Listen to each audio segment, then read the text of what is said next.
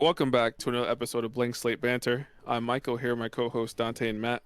Welcome back, guys. Episode 34. I'm a fraud. I asked them what episode it was before we started, but I think it's 34. I hope you guys are ready to hear us talk. Yes, sir. We got a special episode for you guys today. Yes, sir. Today we have another guest on our episode. This one, me and him go way back to when we were kids, working or going to summer camp. Played baseball together in New Haven. Warrick, he runs the CT Top Athletes Instagram, has 6.7K followers. Also the social media director at 32 Sports. So we're happy to have you here to talk to us about what you've been up to so far. Thank you, man. I appreciate it. Thank you, bring me up here today. Right now, finishing off school, with 32 Sports, funded by former Baltimore Raven running back Matthew Lawrence and his brother James.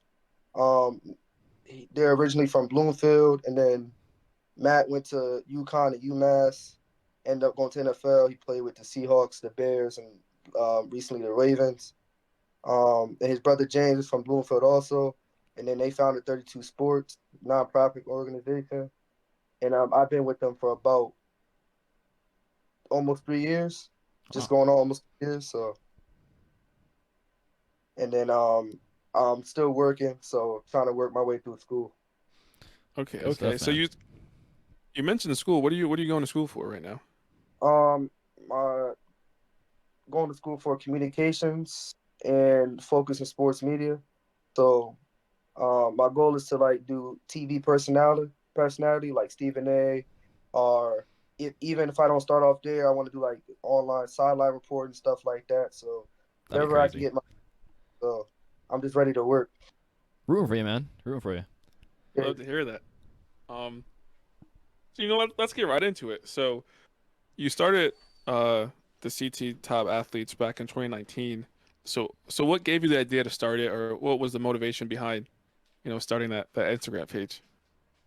Um, I'll tell you how I started it, but the backstory behind it's a little crazy. I was kind of shorten it up. So I started in 2019, like right before the pandemic.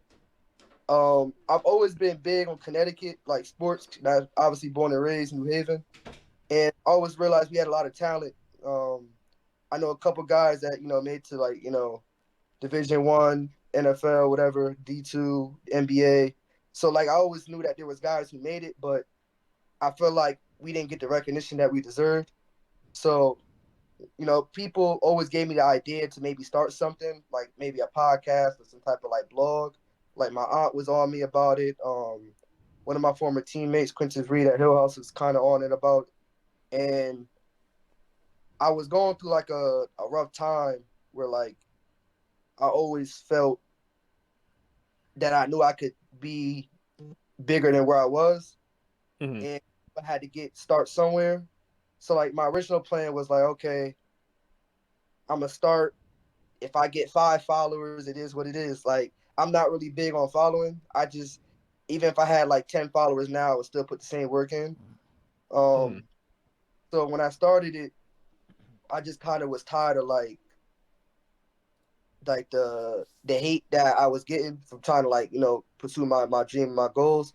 So when I started it, it took off a lot faster than what I thought it was because I didn't think anybody would be interested in what I was posting. So like once guys started finding out about other guys that was making it to college, making it to the pros, it just slowly started growing. And then like one day I was at 1K, and I went to 2K, 3, 4, 5, and it kept growing like every other week. So Hmm. to go on the story about why I started it, uh, I I remember applying to like I think it was ESPN to do like an internship there, and they denied me, Hmm. and I was pissed. Um, I was like, they're gonna see, and then I was like, you know what? People been telling me I should start my own podcast or I should start my own page. So like the day I got rejected by ESPN was like the same day I went home, and I was like, you know what? I'm gonna start it. I don't care what happens, and I'm gonna Hmm. take it. And 4 years later, here we are. That's great. I mean, sometimes you gotta face those difficulties to jumpstart yourself in chasing Yeah. your dreams. So I'm glad you were able to have that moment of when you were back and forth whether to start it or not. You had that one defining moment of what, Facts. didn't get accepted here. Now I'm just gonna really prove it to myself that this is something I can do, and it's been successful so far. So that's great to see. I mean, that's been my story my whole life, man. Like I've always been an underdog, and I kind of embraced it. That's just kind of what I have to go through every day. Like, you know, even when I was at Hill, I was playing football. Like, that was a long time ago. But just when I went to Hill, people said I wasn't gonna play. I worked my tail off, and then I ended up playing my 2 years I was there. And I was part of like a state championship team my first year. So, I've just always been about working hard, outworking people, and just defying odds. That's just who I always been. hmm so you're talking about this is how who you've always been, and with social media there comes there could be some negativity around it and stuff like that. Have you gotten any negative comments or anybody maybe come up to you saying, what are you doing? Why are you doing this? And if so, how have these hard times in the past kind of led you to get through those comments or stuff like that? I get them almost every day.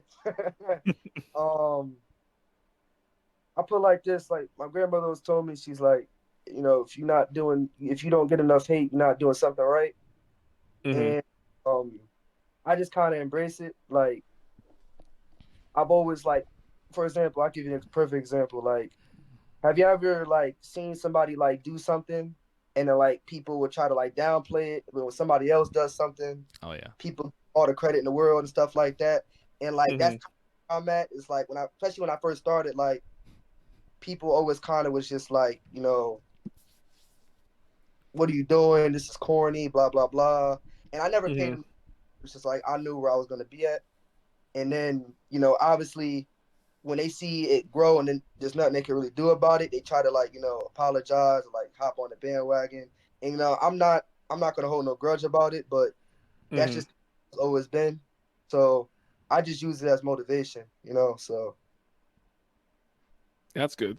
I mean, I even saw you post on your story a couple days ago all the positive comments you were getting from people saying, thank you for this. I've been seeing you posted like a parent posting a picture saying, my kid is getting recognized as one of the top athletes in Connecticut. So I feel like all that positivity has to definitely outweigh the negative comments and Hmm. responses you get. it does, cause like even sometimes I could be having a bad day or like a bad week, and then like I'll go, and then like sometimes what happens is it'll be like in my request part of the DM, so I don't see them all the time. It's like I'll hmm go try like respond to everybody, and then like I'll see stuff like from parents and like kids. Like I go to games, people want to take pictures with me. People might want me to sign stuff, so it's like that just like always makes my day better because it's like people appreciate like what I do and like what I'm giving back to Connecticut. So it's like it's always a good feeling when I get those messages. hmm Yeah, I know a lot of people who do social media sometimes, or even just in general, saying sometimes that one good comment saying you made someone's day makes it all worth it at the end. It definitely does, man. It definitely does. So, you talked about going to games and whatnot. So how do you, I see you always posting you're at basketball games, you're at football Yeah. games. How are you deciding which games to go to each week? Um, I, sometimes it's based off who's playing. For an example, like Saturday I gotta go to New Jersey. I gotta go to Monmouth University. One of my friends, Jaden Sheridan, he's an All-American running back at Monmouth University. Uh, Damn. it's his last home game of the season, so I told him I would go out. So like games like that, I kind of pick. hmm Sometimes I have conversations with some of the kids, like, "Oh, can you come out? We're facing this team, so if it's like a top five, top 10 matchup, I'll go." It's kind of like a first come, first serve. Like hmm whoever asks me first or whatever game I'm most interested in. But I usually in the beginning of the season have a schedule for myself, and I go through the schedule. I look at like the best matchups, and I look up like maybe schools that maybe have like the top rated player in Connecticut, and then I hmm go to games whatever I feel like going to that week. Okay, okay. And I know Monmouth is college in New Jersey. So do you go to any other colleges, like maybe like Central or Southern, or do you I've kind been of just stick to to high school mostly? I've been to every Connecticut college game. Maybe outside of a couple D3s, but I've been to UConn, Sacred Heart, Central, Yale, UNH, Southern. Um, I believe that's it for football. And then the only thing I haven't been to Wesleyan yet. Schools like Wesleyan, Trinity, some of the Hmm. small, but and then basketball, I'm still working my way around. But I've been to most football schools in Hmm. Connecticut, and then I've been to out of state. I've been to Monmouth, Penn State, and there's another school I'm forgetting. But I'm trying to like go a little bit farther next year. But those are the schools I've been to out of state so far. So you mentioned you're still in school and you're saying you go to all these games and stuff. Is it I think you've been running this page for so long at this point. Is it are you kind of used to the workload, or is it kind of like a lot to deal with going to all the games and school and work and everything? It is a lot. I told my brother I'll do this for him next time. But but shout out to my brothers. My brothers Christian and Lawrence. Lawrence usually goes to the games with me. He kind of does my live for me as I'm recording, and then Christian does a little bit of both. But he's my editor. Oh, So okay, okay. Hmm. what happens is I'll record the stuff and then I'll ask him like send him over what I need to edit it. So everything that you see, all the logo and all that stuff, that's all him. I kind of just record it, get it how I like it, and he does all like make sure it looks good, puts the logo up there. So Okay, I okay. appreciate really my brothers that kind of rock with me while I'm at work or I'm at school and I'm trying to get my stuff Hmm. done. So they are like a big part of my team. Sounds like a great support system. It's Yes. always nice to have people, supporting you, helping you with your Facts. work. It's tough to do it alone sometimes. Um, so when you record, the games and stuff, are you on the field? Like, do you have like access to be on the sidelines and record, or are you kind of like in the stands, just maybe like on the fence? It depends. Sometimes I go to games strictly. I'm just strictly go there to watch them. All the high school games I go to, I 9 times out of 10 I'm recording them. Some of the college games I've had access on the field. Like I think a couple weeks ago I was at Central. I was on the field. Um, I believe I might be able to get access on the Yale Harvard game. So Hmm. I probably might be on the field for that. And in most UConn games, I just know so much people at UConn that they put me on a list and I go. Like when I go to Saturday to watch my friend play, I just go and watch, because Hmm. sometimes I want to just enjoy it. I don't really want to record all the time, and like Yeah. sometimes I might use after the game and stuff like that. But all the high school games I do record, but some of the college games I just more watching than I am recording. Hmm. So with the college games, when you do have access, how do you gain that Yeah, who do access? you like talk Is to? it through like a DM to like maybe a media Uh, person, or how does that work as far as to get in the field or on the field, on the field to do the recording and stuff? so on the field, I have my own media pass through 32 Sports, but with college, they're more strict on it. So you kind of have to get permission from somebody in the athletic department. Hmm. So that's why I had a plug for Central. So that's how I was able to get on Central's field. But if I wanted to go like on UConn's field or some other schools field like Sacred Heart or whatever, you would have to email the athletic director or whoever runs that particular part of the department, and you Hmm. email them, tell them who you're with, and then they should get back to you. And if they approve you, you can get your pass at the gate, and then like you be able to walk on the field like like you're the best person in the world. So that's Hmm. like the for me. It's like I haven't paid for a game in like 4 years. Oh man, that Damn. must be Yeah. nice. So So with doing all this stuff, have you gained any relationships with any of the schools you've recorded with, or is it mostly just the players you're kind of building relationships with? both. Actually, I was at a Hampton Hall game a couple weeks ago. And like the dudes, they love me over there. Hmm. Every time they always want me to collab with them, and they always like, "Can you come back to games?" So like Cheshire Academies, another school, Maloney, West Haven, obviously my alma mater, Hill House, a lot of other schools. But like I would say, I have a bigger relationship with more of the players because Hmm. like I get to a game, they'll notice me, we'll chop it up. Like how do I explain? I'm like the Woj of Connecticut. I don't want to go that big. But it's a lot of guys that like they get offers, they send it to me. They have a commitment, and like their commitment could be 2 weeks out, and they'll tell me like, oh, I'm going here, and Hmm. like I can't say nothing. Like I gotta keep it. And then like when That's they post crazy. it, all right, I can say something. You know what I'm saying? Hmm. So I would say like my relationship is bigger with the team or the individual players, but I've started to get more traction towards like school and like the principals and athletic directors. That's good. That's good. It's always good to build those connections. Mm. And you talked about, players talking to you, reaching out to you, ask you to come to games, telling you their commitments, anything. Has there in these last 4 years been any um have you heard about any way you've helped people get noticed that maybe haven't been noticed in the past? All the time. I remember I remember this kid. I believe he was like a Division 3 kid. Um, and I ended up posting him on my page. And I think he told me once he like would transfer in schools, he's at Rhode Island, I believe, right now. I Hmm. think he posted him. Rhode Island reached out to him, and they gave him an opportunity to come play for Rhode Island. That's one of the most ones I can remember. But I also, I know 32 Sports. Like we host our prep event. Like we usually have it at Avon. I think it was like the third year we had it. So we get like a lot of kids in the prep schools also. So Hmm. we've I ain't gonna say me individually, but I know like Matt and James are definitely big on it of getting kids like to the next level as far as the exposure. Hmm. But as far as my page goes, I definitely have helped kids get in better situations and be able to Hmm. get film out there because you play ball, Mike. You get your little huddle, but Hmm. huddle doesn't show everything sometimes, or it's not as good quality. It's like when somebody's right up there on the field recording and you post it, and let's just say it goes viral. It could be life changing for some people. So. Hmm. That's So good. That's crazy. good. Mm. So you do keep mentioning 32 Sports, and you kind of gave a little spiel at the beginning of the episode. But why don't you just give us a little bit more about what 32 Sports is and maybe how you started working for them?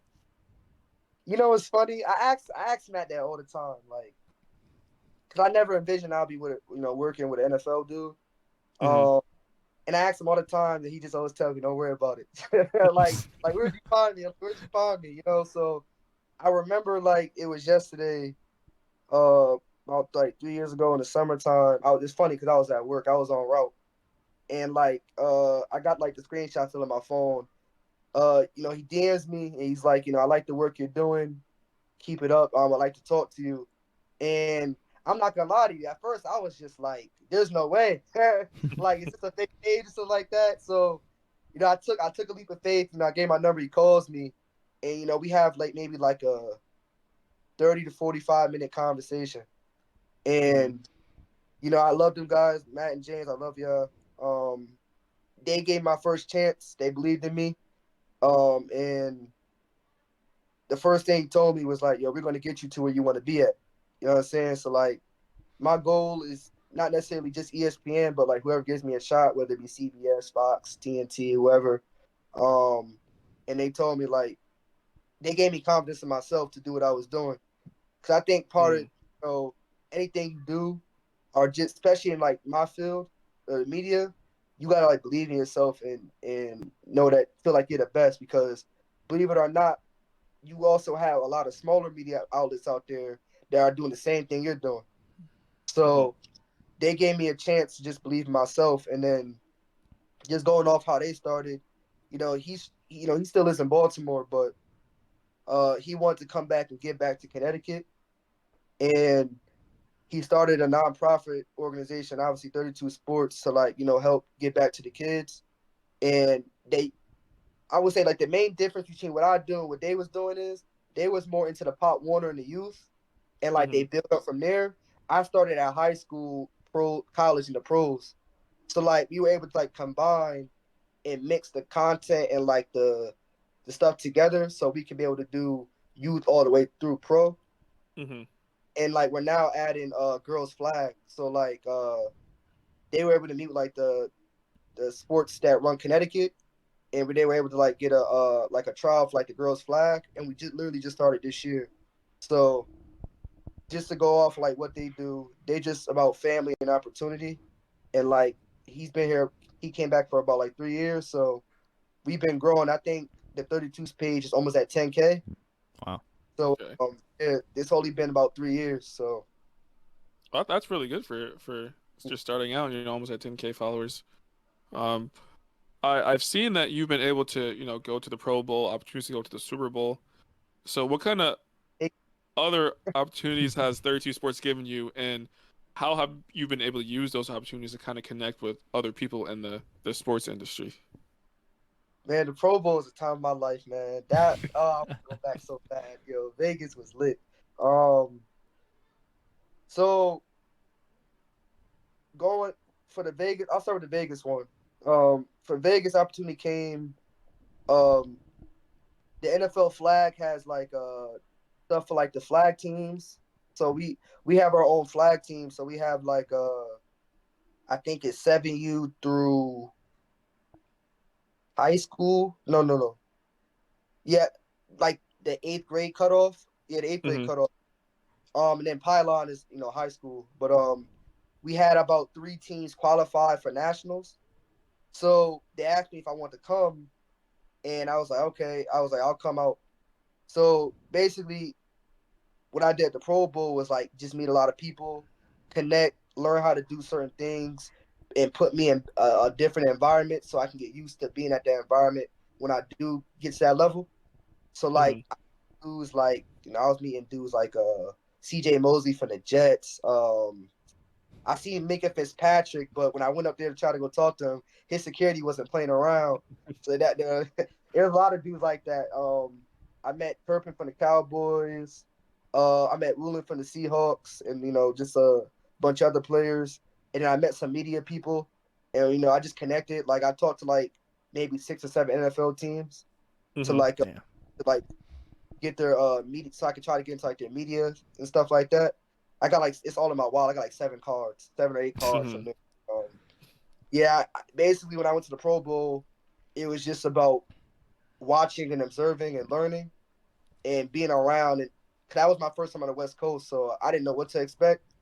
Hmm. So it was just pretty much getting me outside of my comfort zone. So when I do get to where I want to get to, it's not a shock to me. Hmm. I also went to the Hall of Fame, and that was in August. I seen like it was crazy. I seen like Roger Goodell right in front of me, Jerry Jones right in front of me, Emmett Smith, Barry Sanders, and all them like the Shannon Sharps, Peyton Manning, like they're all right there, My and God. that was like so real. So it's Hmm. like that's when I kind of realized like even after the Pro Bowl, I was like I could do this. I was like I know I could do it. I know I'm gonna be here one day, and that kind of gave me the confidence to keep going. Because what I will tell people is like I do get moments where I just want to stop because Hmm. stuff happens in life. Like people battle stuff, people go through stuff, and Mhm. like you said earlier, like when I get those messages or like when I get these opportunities to go to these games and these big events like the Pro Bowl, it just keeps me going. You know what I'm saying? Hmm. Because everything happens for a reason, and I'm just blessed for the opportunities that I receive. Yeah, I mean, even the So most crazy. confident people sometimes need that reassurance that they're on the right path, they're doing the right thing. So I'm glad that you were able in those moments to have those opportunities, get those messages to kind of give you that reassurance that okay, I'm doing the right thing. I'm making my way, and I'm gonna be there soon. So that's really great to hear. It's gonna be. Huh? No, I have a not talk. question. I have a Go question. ahead. Go ahead. Oh. So obviously you're growing fast. What do you think is like the coolest thing that you've seen in your experience? Yeah. As far as what I experienced or what I've seen personally, Um, we'll see. Yeah, what you've seen personally. I mean, outside of the Vegas and outside of the Pro Bowl, I think the biggest thing I've seen is just like being around athletes I probably never thought I'd be around. Like obviously, you see a lot of athletes at the Pro Bowl or see a lot of athletes at, the Hall of Fame, but when I go to college, a lot of people know me. Like, and it'd be surprising. Like, I go to UConn to see 4 or 5 guys, and then like 10 or 12 other dudes be like, "Oh yeah, keep doing what you're doing." That's You know, really I go cool. like, yeah, I go to like a high school game, and the kids they'll run up to me. They'll be like, oh, they'll throw up the signs like 32, 32, or like top CT, and like they want to take a picture and stuff like that. So like, Damn. obviously, I can go with the Hall of Fame and the Pro Bowl, but like, I value those moments with the kids better because it's just like I feel like I'm setting an example on like how to do things the right way, Hmm. and it means a lot more. Yeah. That's true. And those kids are gonna, be the ones that grow up to kind of uh continue your business because once the people graduate high school, these are gonna be the people going to high school and wanting you to come out and video their games. So it's kind of cool seeing you're getting recognition from the youth who are gonna be fueling your business in the future. The 32 kids already on me, man. They like, yo, I'm about to go here. I'm about to go here. You gonna come out to my game? I always try to tell people like, look, when you make varsity, let me know. Let me know if you wanna. If you're doing good that year, I'll pull up. Hmm. So how do you find kids to kind of video or show highlights about? Is it just going on websites to kind of figure out who's doing well, or is it just like word of mouth? Like some people from certain schools, you're like, hey, we got this kid coming up that is pretty good. You just come check him out. It's a little bit of both. When I first started,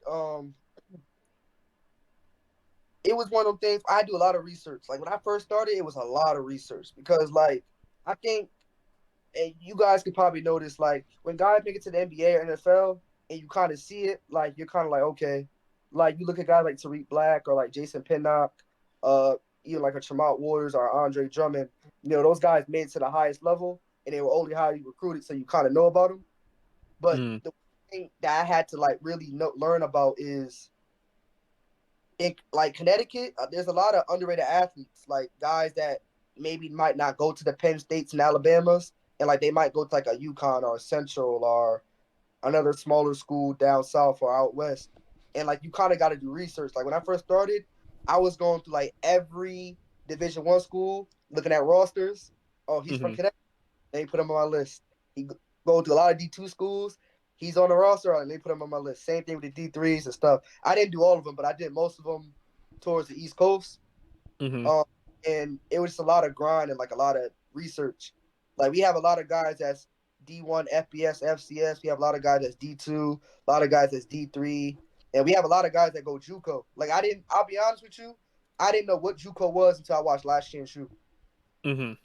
That was like when I really got a sense for JUCO, and then um, I was like, we got a lot of guys that are at JUCO, and then they end up transferring to Division 1 schools.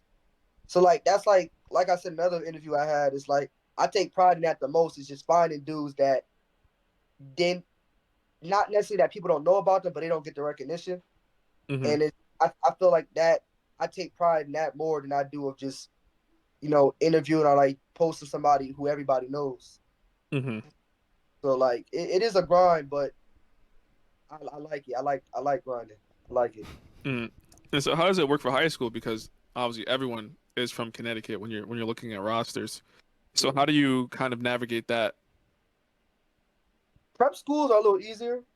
The only reason I say that is because when guys transfer, you hear about it. So like when somebody transfers to Cheshire Academy or somebody transfers to Hampton Hall, they make it, it's more of a big deal in Connecticut when you go to a prep school.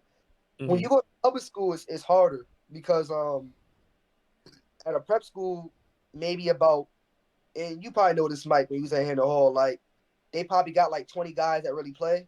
So you Hmm. hear much more. In a public school, you could probably get 30 to 40 dudes that play. Yeah. So it's a lot harder to find out who's playing and like who's doing what. But I will say, Hmm. like, it goes back to the research part. I look up, all right, who are the top, let's just say 20 teams in Connecticut. And then I go down, look at the roster, and like, let's just say somebody wrote an article about the roster. Let's just say somebody from Hill House ran for 2,000 yards last year. He was only a sophomore. I'm like, okay, he's only a sophomore. Let me put him on my list so I can go to the game and see what this kid is really about. So like when Hmm. it comes, it's just me breaking down. It comes down to like to reading and studying, and then like because every year is different. Like some kids might not blow up to their senior. So it's like every year I have more and more kids that reach out to me or I find out about that. I just take and I go record them. All right, and I know you haven't always started out with recording. That's kind of something you kind of just started getting into. So what kind of made you start wanting to invest in a camera and lenses and microphones to start recording these games Uh, instead of just posting highlights of the kids? so when I first started, it was 2019. Obviously, that was like the last season we had before COVID. Hmm. So when I started it, my original plan was to kind of just do college and pros because like I felt like it was easier. You can go on Twitter or YouTube, screen record, and be like, okay, so and so caught a touchdown from so and so, post it, right? And it was just easier for me. So I used to like go on people's huddles. I would take like look for like the top plays or whatever, make my top plays. As we went into the pandemic, this is like pre 32 sports. During that whole cycle, we didn't even really have sports, especially in public school. There was like nothing, so you couldn't even go to games. So I'm not gonna say post pandemic, but it was kind of still in the middle. But we were allowed to do more stuff. Hmm. When I met 32, and when I got the pass to be able to go to games, that's kind of when my first year I got the pass. I would go to games, do lives. I would literally like walk around the field and basically live stream the whole game and commentate on it, right? Hmm. My second year, which was last year, um, I got the idea of thinking like I watched like a lot of overtime and like pages like that and like rivals and 247 sports and like I see them go to games and let's just say like there was a kid there, he was like let's just say 6'4", 210 pounds, he's a quarterback, right? They'll record a game and like they'll post a kid and the kid, let's just say the kid does what he has to do and the kid can get a couple offers off of it. So I was Hmm. like, said Connecticut needs something like that. So I got my camera at the end of my second year. Yeah, so the end of my second year for football, before my second year of basketball, was when I got the camera. It was Hmm. like that camera was nasty. Uh, I think it was like a band, like a 1K at first, and Hmm. then all the other lenses and stuff was like another 3 or 4, and that was just Canon. That's just Canon. If you get a Hmm. Sony, it's way more expensive than that. Yeah, Um, Sony is definitely more expensive. but I will say this though, I plan on getting a Sony camera soon, but the Sony quality is really thorough. Like if Hmm. you are somebody that does content, 9 times out of 10, if it's really clear, it's a Sony camera. So it is an investment. Like I will say, it is an investment. Like you get in what you put in. So, but that second end of my second year of football, going into my second year of basketball, when I got the camera, so I've had it for about a year now. Um, and like I said, it was easier for me to be able to record people because I could be able to zoom in certain spots. I could be able to sit in different angles and make content out of it. I'm not saying you can't do that with an iPhone, but it's just easier with a camera to do, and then For you sure. could do a little more with it.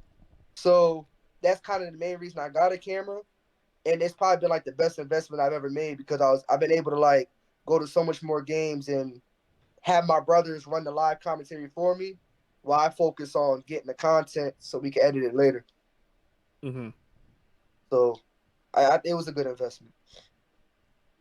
Definitely sounds like it was. So you mentioned the Stephen A. Smith before and how that's someone you look up to, and a lot of times when people are trying to create their own lane, they have these people, but they're trying to be like the next version of themselves. They don't want to be referred to as maybe the next Stephen A. Smith, but you want to be like the next Warrick, you know? So Yeah. how have you been able to take, what Stephen A. Smith does, but kind of put your own twist on it to make it your own? I think like it's not even like even not it's more than just Stephen A. Smith. I look at all of them like a lot of people don't understand like I live this. So like even when I'm at work, I try to listen to like First Take or their podcast. I listen to a lot of podcasts to like see what I can add to myself. I watch like First Take, and then when Shannon Sharp was on Undisputed, I watched a lot of Undisputed. I watched like all the sports shows, right? and I kind of just watch. Like I watch it to take notes, and then I watch it to like listen to how they go into a transition, certain phrases that they use. Like I learn a lot. It sounds funny, but I learn a lot more of watching them on TV than I do in school. Like it's funny. Like cause when you're more hands on with stuff, and you're just watching to learn. I think like in school, you're kind of just taught to like do stuff just to get by, and like when Mm-hmm. you're at an internship or like you're watching though because you want to do something, you take more notice of it because you're actually like hands on or like really trying to understand it. Hmm. And like I take notes from Stephen A. Like he's very confident, like and that's one thing I Mm-hmm. take from him is like I want to get to that point to where like when I'm saying something, I can care less what that person over there says. I know I'm right, or I believe what I'm Uh-huh. saying. You know what I'm saying? So even with Shannon Sharp, like he's funny, like he's real funny. You know what I'm Yeah. saying? And like Yeah. I feel like I'm top two funny myself. So um, that's just you know what I'm saying. So it's a lot of dudes that I take notes on and I observe to be able to better myself and take what I'm good at and just kind Mm-hmm. of. I'll be honest with you, I ain't nowhere where I'm supposed to be at right now. From a standpoint of I know I have a lot of room to improve. So what you guys see now, that ain't nothing yet. So Mm-hmm. I'm only gonna get better and better. And like I said, I want to be one of the greatest. When I'm done with this, I want to be one of the greatest people have ever seen. You know what I'm saying? That's my goal. Yeah. I mean, you're definitely on your way to get in there, and I'm excited to see the journey and everything you go through to make it to the top. And I know you. I don't know if it was. I think it might have been right before the COVID. You were doing some commentary for high school games. Oh yeah, yo, that's crazy that you mentioned that. That was that was actually technically actually my first opportunity. That was pre sports page. No, that was actually around the time I made my sports page. Actually, it was this guy named Dan Johnson. Shout out to Dan and shout out to my cousin Sterling. He the one that actually connected me with him. I believe they went to the same church. So funny. I don't think I ever told somebody this story before. So going into like my freshman year of college, I was actually supposed to go be a assistant coach at Hill House, right? Mm-hmm. Coach came back to me and was like, we want you to come. I think he wanted me to help on special teams. And maybe like 3 or 4 weeks before camp started, my cousin came to me and was like, this is dude looking for media guys to do play by play games, right? And Mm-hmm. I remember sitting there asking myself, like, this is what I asked for. Yeah, I've been praying for something like this. But it goes back to that part where I didn't believe in myself part, right? Mm-hmm. So I remember telling the dude, like, yo, give me a day, right? So I go talk to my mom about it, and like the conversation was like 5 seconds. I said, Mom, this is what's going on. She said, why the hell you come talk to me about it? She said, this is what you for. Mm-hmm. So I ended up calling the dude back, and for that year, I did my role was color commentary. So basically, like I don't know if you guys know, there's a dude that does play by play, and he kind of like walks you to play like quarterback to the left, or Curry's walking up, he shoots a three. That's play by play. Color commentary is more like the guys who add information. So like, let's just say it's a story on Mike when he was at Hamden. Mike is a 6'2", 230 linebacker. He's from Hamden, Connecticut. He has 20 offers, blah, blah, blah, stuff like that. They add information so the viewer can understand what's going on with the play-by-play, some sort. Mm-hmm. So that's what I did for that whole year. And I did play-by-play games for Hills and Cross. So that was like my first real opportunity. Then the year after that, before I met 32, this was during the COVID year, I did play by play for a semi pro team. Mm-hmm. So that was my second opportunity. And for that whole COVID year, I just did play by play, and I was just like, they had me like on a microphone and stuff like that. I would like get the crowd hype, stuff like that, walk people through the play, stuff like that. So like those are my first two big opportunities, and then right after that, that's when I went with 32 Sports. Mm-hmm. So, do you see yourself continuing somewhere down the line, maybe doing color commentary or play-by-play, or do you kind of want to move away from that into a different type of media? I'm down for whatever. I just want my foot in the door, man. Like it's funny because I feel like I can do everything, Hmm. and I feel like if they need me to do sideline reporting, I can do sideline reporting. If they need me to do play-by-play or color commentary, I can do that. If they need me to be a TV personality, I could do that. Like, Hmm. cause I always growing up, I think all I saw was Stephen A. But like, I think now that I'm getting older, there's different parts of sport media, not even just sports media, just media in general that a lot of people don't notice about. Like that you can get into and you can always change. Like there's people who start off as a sideline reporter and then they end up being a TV personality, or they be a TV personality go to sideline reporting. So like I haven't. I'm down to do whatever opportunity I get is whatever I'll take.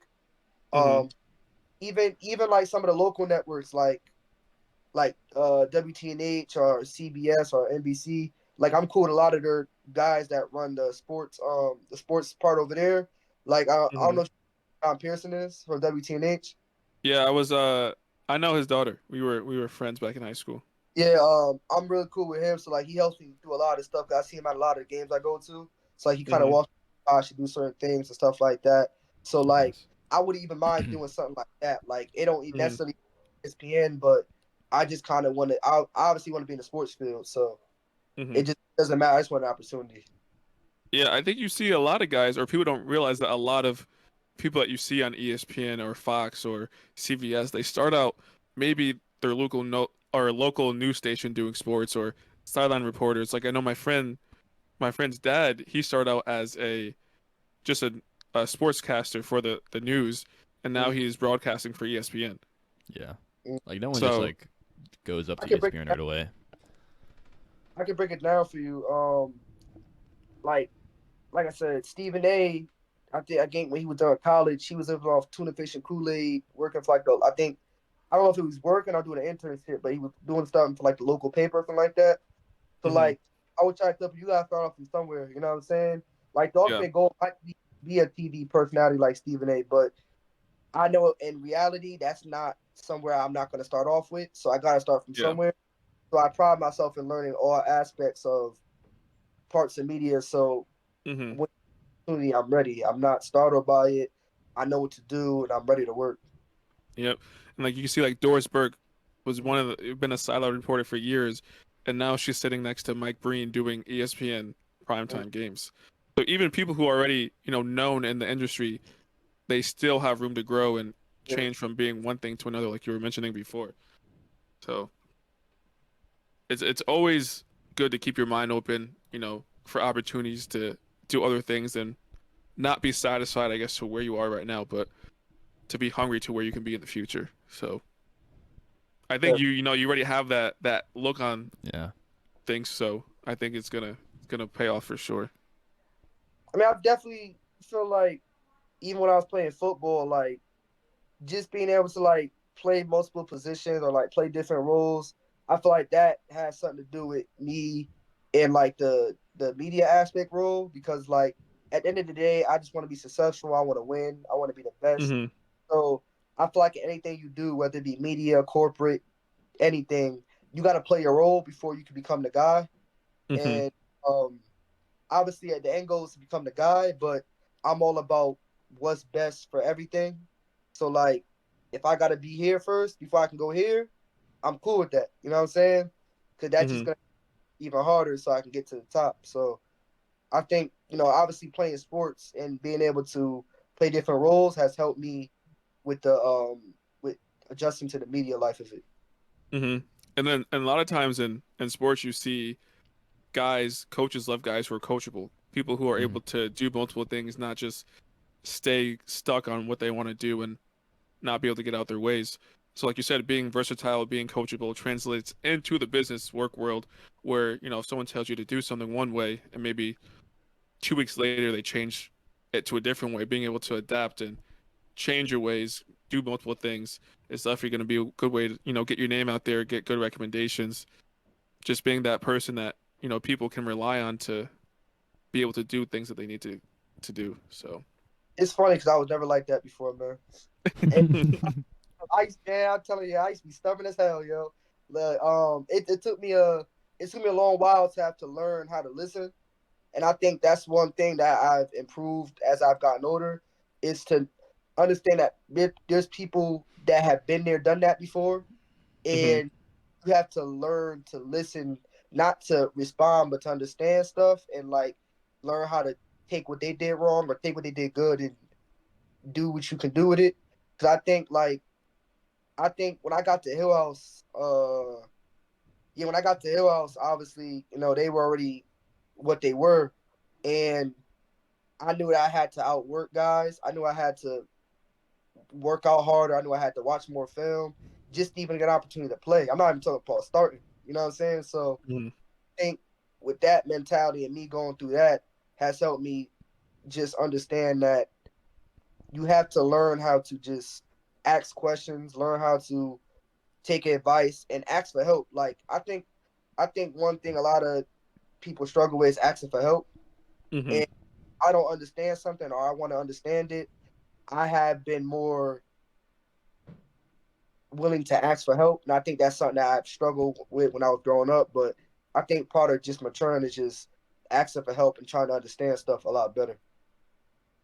Definitely. It's okay to not know how to do something. A lot Yeah. of time people's pride get in the way of Mm. being able to ask for help just because they want to figure out by themselves, but sometimes that makes the situation worse. I didn't think I was stupid, man. Like, you know what I'm saying? Like some people, man, I used to like always try to act like I knew I was doing it. I'm like, dang, I should ask the question, man. Like, I should Yeah. just ask the question. Yeah, never be afraid to ask questions. I mean, you know, there might be some stupid questions that, you know, make you seem stupid, but you rather Be maybe safe, seem sorry. stupid and now figure out what you need to do rather than just messing things up to begin with. Yeah. So I think that's always a good thing to do is just ask questions. And a lot of people will tell you the same thing.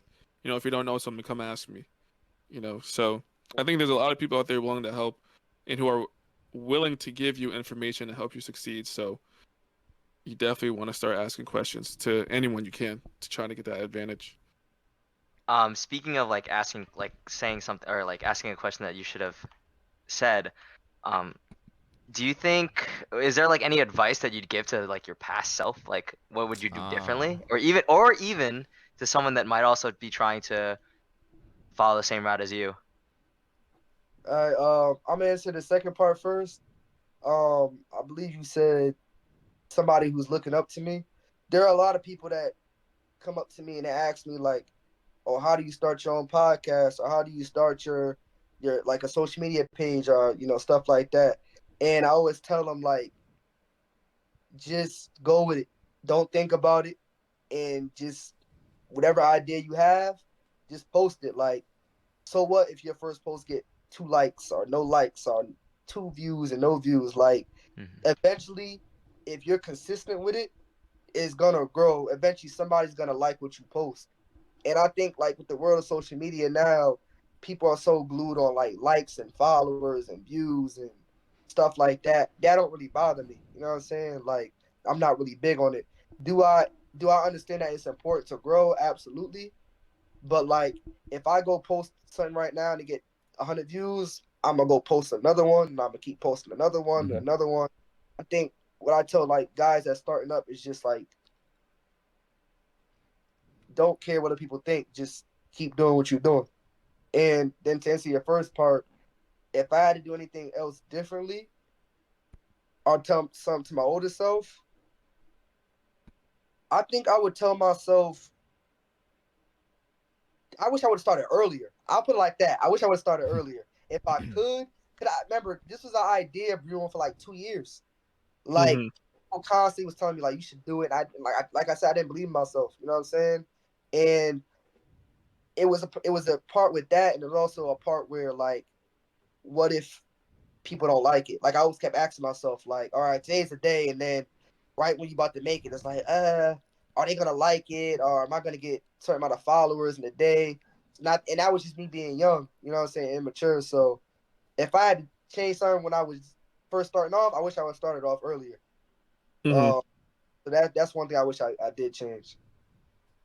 Yeah, I think a lot of people have to realize as long as you like what you're posting and you're satisfied with your posting, it doesn't matter what everyone else thinks. As long as you're happy with the content you're creating, that's all that matters. Because at the end of the day, you have to create that content.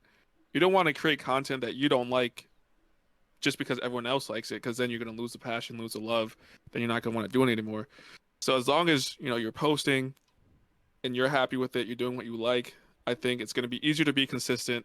The motivation is gonna be easier to come by, and at the end of the day, you're probably just gonna be more successful because people can tell when you're passionate about something or you're really into something compared to if you're just doing it for views or likes. So I think that's definitely good advice for Yeah, people to just starting out. I because love it, man. I love what I do. Like it's such like a joy. Like it's funny because I get more joy doing this, obviously, than going to school or going to work. But it's like I just get a joy of it because it's just like waking up, going and waking up to like 10 DMs. Like, yo, I got a game with an interception, or yo, I threw a game with a touchdown. It's like knowing that I'm waking up and like people are like interacting with people and people like what you're doing is definitely like a surreal feeling. And then also it's just like I think I forgot to talk about this earlier, but I think it's also a bright thing to see somebody doing something different. Like I think especially like in the African American community, a lot of Mm-hmm. people stuck on being an athlete or some type of entertainer or rapper. And I want to be able to set the example that you don't have to be an athlete or entertainer to be loved, or you don't have to be an athlete or entertainer to be successful. Like there's other things you could do. You could be a teacher, you could be a sportscaster, you could be a doctor or a nurse or a policeman or a firefighter. Like being an athlete doesn't, if you don't make it as an athlete, it doesn't mean that you fail. And I think Mm-hmm. that's sometimes what people athletes go through. And I don't know if you went through that, Mike. I'm feeling like, that you didn't play football after college, if that was something that you feel like you failed. But there are a lot of people that go through that. Like I was the same way. I'm only 5'5", right? Mm-hmm. So I'm a short dude. And for a while, like I think going into my freshman year was one of those things like, dang, I wish I could have played college ball. Like would people like me more, people notice me more and all the other stuff. But I think that's just a lot of athletes go through that stuff because growing up when you play sports, that's probably how you got the most love, or that's probably how you got the most attention. And Mm-hmm. I think I've had an easier way of branching out from being an athlete, but there's a lot of people who struggle from post athlete life. I don't really know how to explain it, but Mm-hmm. it's post athlete life is a real thing. Like a lot of people can't adjust to it. I think I've adjusted to it quite well, but there are moments when I go to college games like, dang, I wish I could go hit that dude right there. You know what I'm saying? Mm-hmm. So it's a real thing, but I definitely will say like I'm just trying to set the example and just show kids that you can be other things outside of just being an athlete or entertainer. Mm-hmm. No, I definitely understand where you're coming from because growing up as an athlete, most of the people you meet, are other athletes that you meet through sports. Most of the time, the friends that you're able to make are because of sports. And when you go to school, you're on a sports team. Everyone knows you're on a sports team, so that's kind of how you get known around school and whatnot. And but for me, sometimes, if I luckily enough, when I did go to college after stop playing sports, I had people I knew from high school going to the same college, so I was able to make friends through them. If I think about it now, if I never like if I went to a whole new college and I didn't play sports, it'd definitely be a transition to how am I gonna make friends? How am I gonna get known? I guess you could say, just because my whole life that's all I've done. And sports definitely opens up opportunities for you too that maybe you never had if you didn't play sports. Like one of the only reasons why I went to Hamlin Hall was because Bob Izzo, the headmaster, was my basketball coach. Mm-hmm. So by me You playing sports, I got to know who know he was. what's funny about that? I'm Hmm. still mad we lost to y'all in middle school, bro. I'm not gonna lie to you, yo. I still remember that game. Mike bust our behind, yo. I swear I remember that game, Mike. I don't know if Was you remember. It was me. We was at Amistad. Me and Tim was on the same team. hmm Um, and we was in middle school, and I still remember that game. We was up. I think we was up, and then y'all came back. Mike was giving us buckets. I was tight about that. Still mad about that. That's one game that I sit back and I'm like, dang man, I wish I would have won that game. But Yeah, it's all love, Mike. You know I love you, man. Yeah. That's all love. But yeah, like you said, knowing people and getting known, it comes easy when you're playing sports because obviously you're traveling, you're going multiple places, you're getting multiple eyes on you at, especially if you're playing at three sports, that's a lot of different people you get to know or get to know you. So when you kind of transition from that period of, all right, now I have to try to go find, people to be friends with. It's not automatically my teammates, it's not automatically people who watch me play sports. It can definitely be tough for some people who might not be the most social or haven't had to do that before. So I'm glad you were able to easily kind of transition out of that life and find a different avenue, even though you're not playing sports, but kind of still be a part of it and succeed in that as well. I had no choice, man. I look when there reached a certain point where like once I stopped, I feel like I stopped growing. I was like, it's over for me, bro. Kiss them D1 G. Bye. Cause like I said, like I just kind of knew early. Like I already started like my junior high school. I knew I wasn't going to play college football. Like I was doing Oklahoma's with all them all-state dudes at Hill House. I knew. I was like, I'm not. It's not a pretty thing. I'm not gonna last. So I Hmm. think, like I said, it depends on what your goal is. But for, like you said, for a lot of kids, it's kind of just like. Cause I get a lot of kids that come ask me even on my sports page.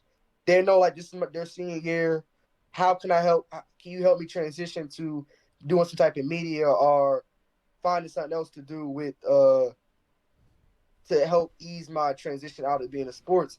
And like I just tell them what it is. Like you just kind of got to stay busy, but it is a real thing. Like a lot of people have a hard time transitioning post being an athlete, especially when you've been doing the same thing since you were 5 or 6 years old.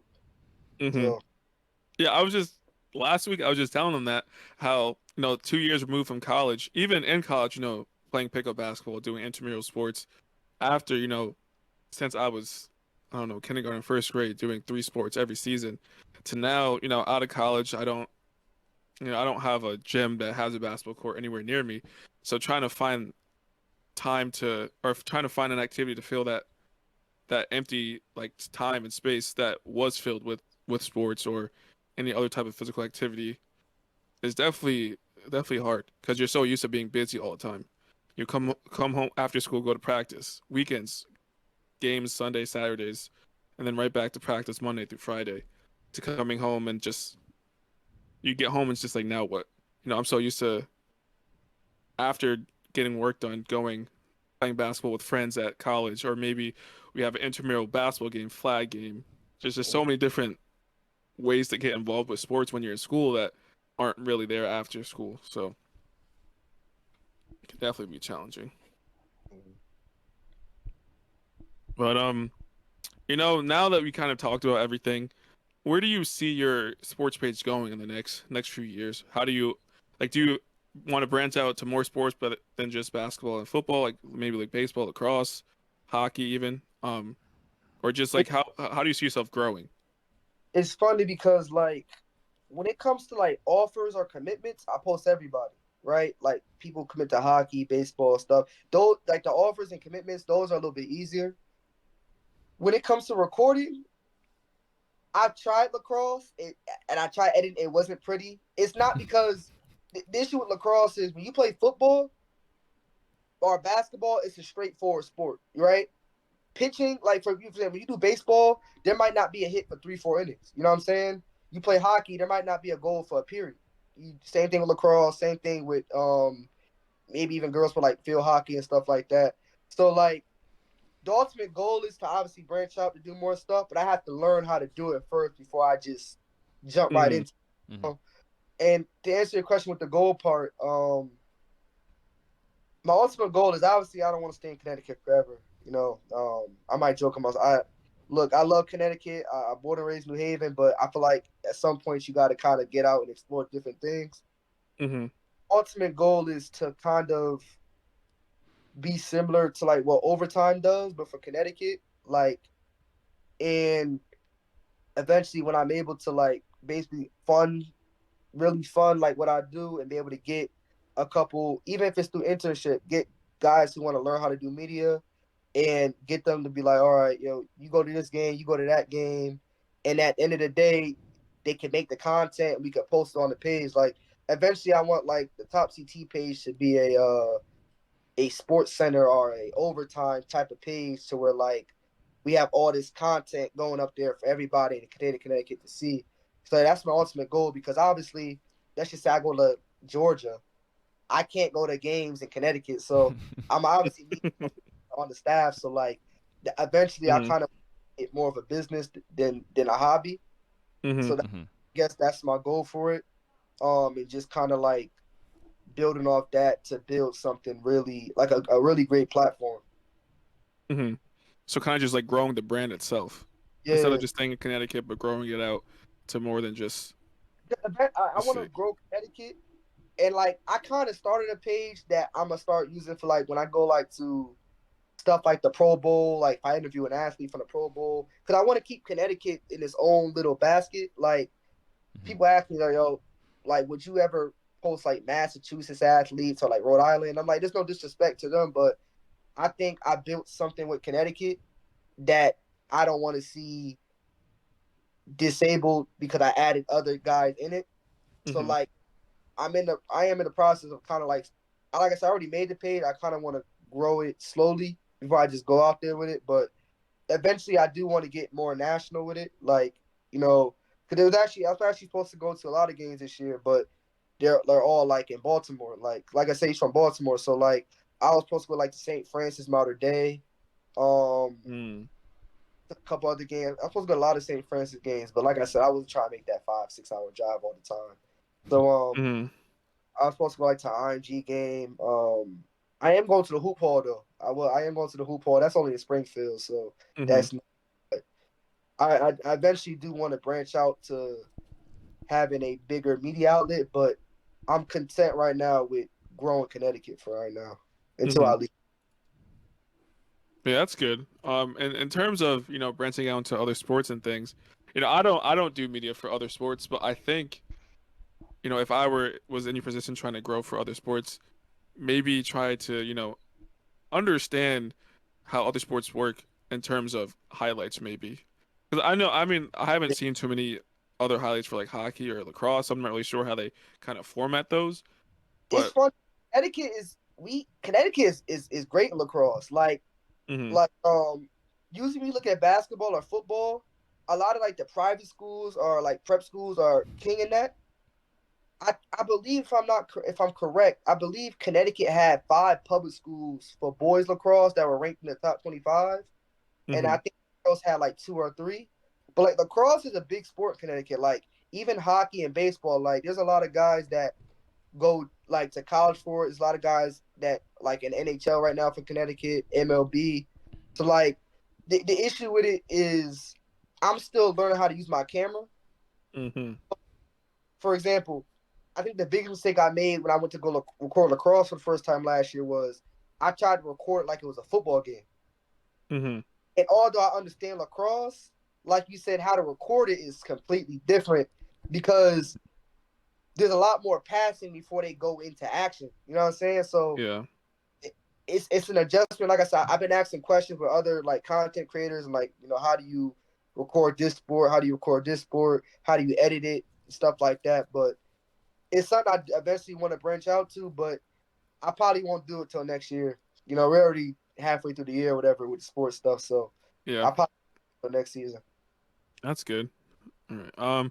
Dante and Matt, do you guys have any other questions or comments? Um, I'm feeling pretty inspired, man. You were saying how everything happens for a reason. High school. You played football, it changed your mentality, sort of like toward that always improving, always working on getting better. Taking all these notes of watching these people, like Stephen A. and like Shannon Sharp, and then the whole color commentary thing, and ESPN denying you, but then look where you are now. So it's like you've come a long way, and there's still more to grow. So I'm looking forward to it, to seeing you on TV. Appreciate it. And like I said, I cut corners with that first story, but to add on to part two, there were a lot of people that told me like I don't know if you guys ever experienced it. Like they told me I wouldn't be anything. I don't want to cuss up here, but they what word I want to use. hmm Um, and like I took that to heart. I always use it for like it's personal. You know what I'm saying? Mm-hmm. And like, I don't hold a grudge against people, but like I always remember what they say. And like I know my grandmother always told me like you'll always remember how somebody treats you, whether it's negative or positive. So Mhm. like, I always remember a lot of the stuff like, people would say to me how they treat me. And then even teachers, like, I ain't gonna lie, I was bad. I was bad. I was bad growing up. I definitely was a bad kid. You ask anybody that went to school with me, I didn't really. I put like this. I didn't really get myself together maybe until I went to Hill House. I battled a lot of stuff. Like I went through depression and stuff like that. Then obviously, my grandmother, that was like my best friend. She ended up passing away. So like, I went through a lot of stuff, and I didn't really get my stuff together until like I said, when I went to Hill House, kind of like grind time. You gotta go to college. You gotta get your stuff together. So like, yeah, I went through a lot of stuff, but I wouldn't change it if that makes sense. I wouldn't change anything I went through. Like everything happens for a reason, and I think it made me who I am today.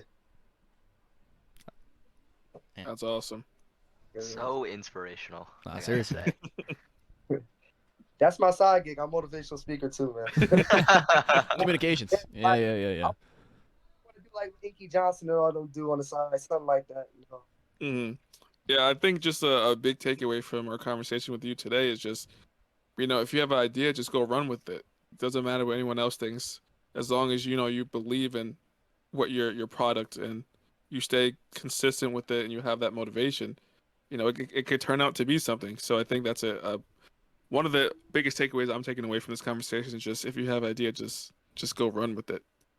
No matter how slow it starts, it's bound to grow if you put in the work. So And also, just keep your circle small, people. Like, you don't need 8,000 friends. I think that's the one thing we fail as people. Hmm. If you have your 2 or 3 friends, rock with who believe in you. Like, you know what I'm saying? Don't force no friendships. Don't force no nothing. Like, if it's not there naturally, don't force it. Like, be with people who believe in you. Be with people who love you for being yourself. You know what I'm saying? But also be with people who's gonna tell you how it is. I don't have no yes men around me. If that makes Yeah, sense. Like, I don't have nobody that's gonna tell me something I want to hear. I have people that tell me stuff I don't want to hear. So if hmm I'm not doing good in this, I want one of my friends to tell me like, you're not doing good right now. You need to get your what together. Stop being this and go do what you got to do. You know what I'm saying? So I think that's part of it. It's also putting the work, but making sure you have the right family and team around you to help you prosper and be better. it's great advice right there. Matt, do you have anything you want to say or ask? No, I mean honestly, it's just cool to hear your story. You know, being like seeing that like you're man that you're growing, your sports page is growing, and you also do two sports that I really enjoy watching. So I'm gonna have to hit a quick follow and keep up with the Connecticut I appreciate it. sports. I appreciate it, man. Look, when I get to that level, man, whatever game I want to go to, just let me know, man. When I get to that level, I Hey. got you. I got Yes, sir. Appreciate it. Appreciate it. that's my goal. So I always try to tell people that you gotta give me like, I'll say nice little 5 to 10 years, but I'm gonna get to that point. Y'all want to go to that game? Just let me know, man. Just let me know. What a guy. We appreciate Yes, that. sir. Well, I just we want to thank you for joining us today, sharing your Yeah, dude. story, sharing Awesome. your the inspirational stuff that you went through, and it was great listening to it. So I just want to thank you again. The listeners out there, hopefully you're able to take a couple of things away from Warrick's story here and apply it to your own life and anything that you're going through or plan on doing in the future. But thank you guys for listening. Hope you guys enjoyed, and we'll see you guys next week. Adios. Peace. Peace. Appreciate it.